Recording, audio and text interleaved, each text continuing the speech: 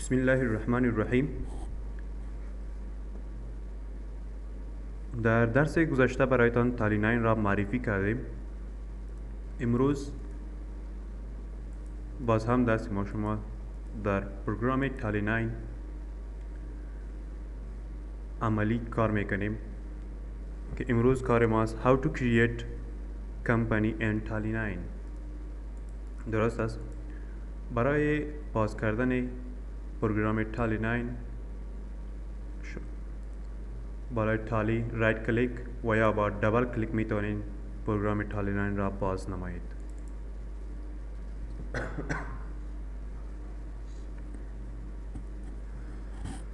وقتی که پروگرام تالی را باز کردیم، در اینجا برای ما یک اکتیویشن فرم باز می شود. این اکتیویشن فرم را میتونیم توسط کیبورد یک دکمه به نام اسکیپ است، او را 2 بار فریز میکنین یا فشار میدهین تا این اکتیویشن فرم از اینجا هاید شود. درست؟ 2 بار کلیک کردیم، متوجه باشین اکتیویشن فرم شد، از اینجا هاید شد. خب در اینجا متوجه باشین یک کمپانی اینفو برای ما باز شد. در کمپانی اینفو سکند یعنی نمبر 2 اینی کار ماست کرییت کمپانی. خب امروز کار میکنیم در کرییت کمپانی که وظیفه کرییت کمپانی چی است. بالای کرییت کمپانی میتونیم کلیک کنیم و یا توسط تب میتونیم پایین بیایم، با دکمه انتر میتونیم یک کمپانی جدید را در اینجا آغاز کنیم و میخوایم با یک کمپانی یک کار را شروع کنیم. درست؟ از کجا استفاده میکنیم؟ از کرییت کمپانی. خب حال کرییت کمپانی را کلیک میکنیم. کرییت کمپانی را کلیک کردیم، در اینجا برای ما نشان میده دایرکتوری. وظیفه دایرکتوری چی است؟ متوجه باشین اینی سی است، ای سی درایو است و فولدر کدام است؟ فولدر تالی است. در این سی درایو چیزی را که ما در بخش تالی میرسانیم، در سی درایو در فولدر تالی دیتای ما استور می شود. بعد از او در پایین است نیم. وظیفه نیم ای است مثلا به کمپانی که ما کار میکنیم نام اون کمپانی میگه چی است. یه چی میکنیم؟ نام اون کمپانی را در اینجا نوشته میکنیم. مثلا ما نوشته میکنیم افغان سیمنت کمپانی. درست؟ این را نوشته کردیم. در پایین است میلینگ نیم وظیفه چی است؟ میگه کسی که خواسته باشه به می کمپانی ایمیل کنه و یا به این کمپانی ایمیل کنه، به کدام نام به می کمپانی ایمیل کنه. درست؟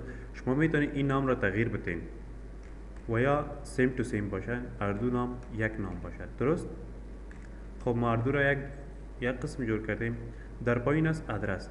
خب امی کمپانی را که ما جور کردیم، این کمپانی در کجا هست، در کجا قرار داره، اینجا مکمل آدرس شد در اینجا نوشته کرده میتونیم. ما مثلا نوشته میکنیم در اینجا بغلان نوشته کردیم. درست؟ خب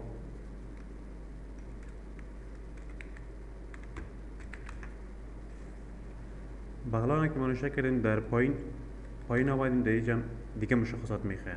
مثلا در کجای بغلان است، اینجا نوشته میکنیم پولیخومبری.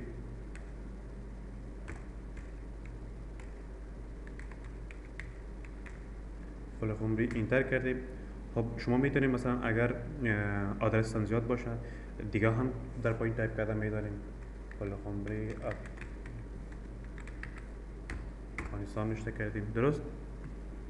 بس و در اینجا نشان میده امی کمپانی ما میگه در کجا هست. درست؟ در این کمپانی که ما کار میکنیم این کمپانی در کجا هست. خب اینی مکمل کشور است، اینی قدر کشورها شما میتونید چیز کنین و اگر مثلا نام هم کشورتان در اینجا نباشه نه انتخاب میکنین. درست؟ ما نان انتخاب کردیم که در اینجا افغانستان نیست، نان انتخاب کردیم. بعد از اون آمدیم در پایین میل، ایمیل آدرس ام کمپانی. مثلا شما میتونید در اینجا ایمیل آدرس ام کمپانی نوشته کنید. مثلا نوشته میکنیم هر آدرسی که شما خواسته باشین اما آدرس در اینجا تایپ کرده میتونین. البته ایمیل آدرس.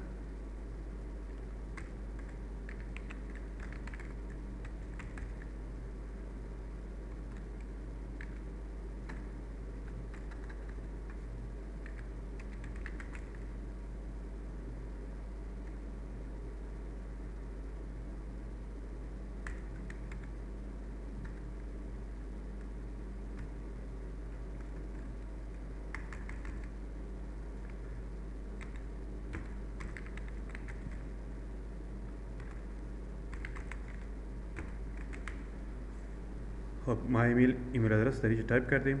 توسط اینتر پایین میایم. در اینجا است کرنسی سمبل.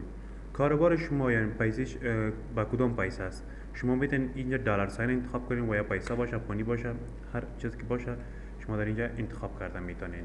مثلا اگر دلار باشه توسط دلار شما میتونید اینجا دلار ساین انتخاب کنید. درست؟ بعد از اون میایم پایین.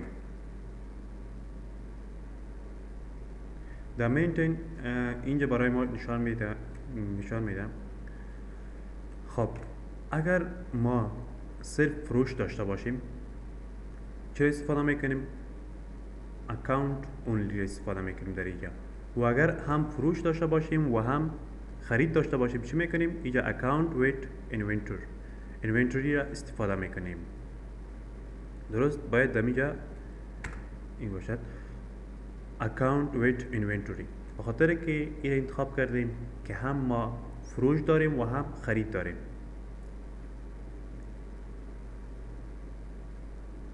و فاینانشال ایر فرام، کارتان از کدام تاریخ آغاز شد. درست؟ این چی میکنیم؟ در اینجا نوشته میکنیم چی وقت دیگه کار کمپانیتان در کدام تاریخ چی وقت آغاز میشه. مثلا ما در اینجا نوشته میکنیم تاریخ 13 چند است؟ ماه 11 2013. درست؟ کار ما از این تاریخ آغاز شد.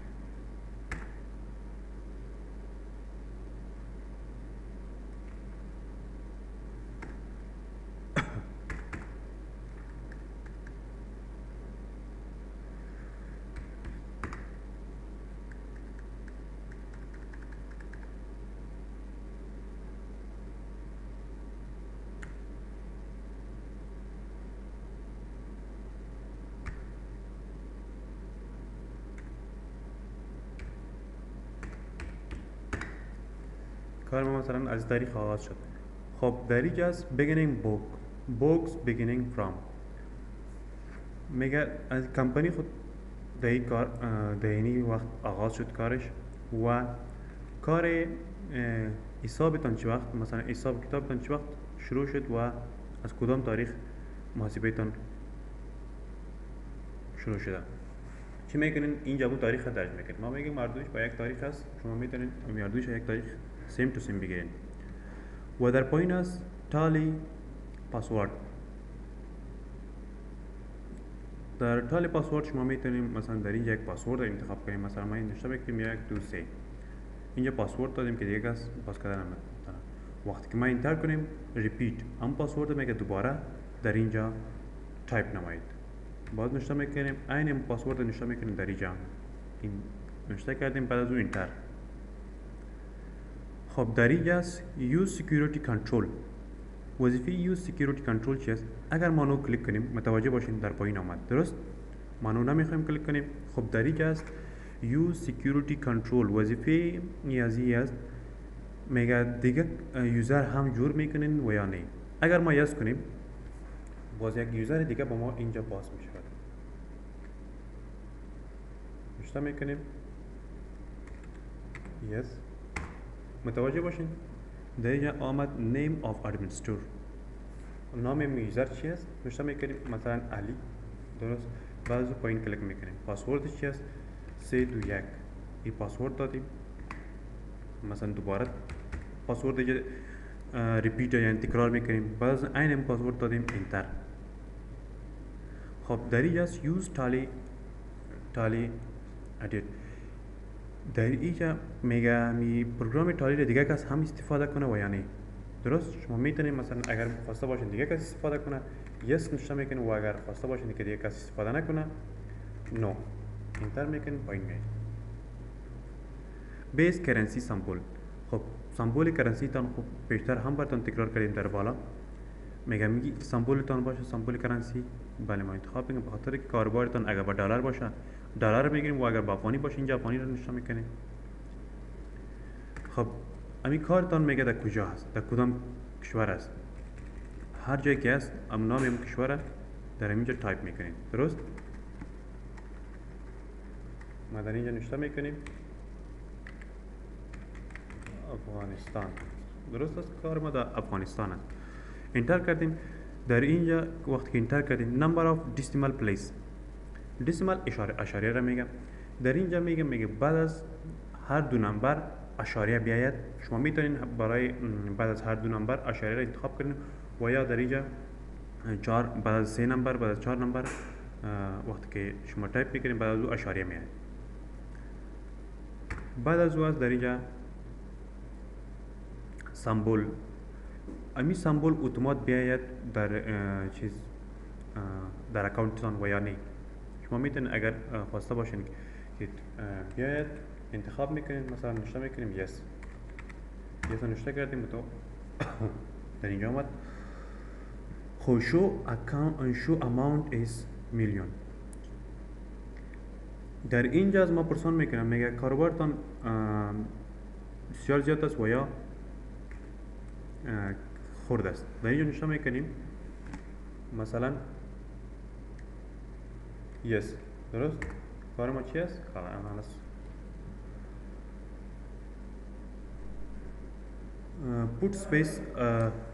put space amount سمبل در اینجا پرسان میکنه میگه این فاصله ای را که ما کردیم فاصله را بین سمبل باشد و یا نه درست و همچنان در اینجا دسیمال پلیس پرسان میکند کدام دسیمال پلیس سه اشاریه را در بین اشاریه فاصله باشه و یا نباشد شما هر قدر اگر فاصله باشه انتخاب میکنید و یا نباشد پس این را غیر فعال میکنید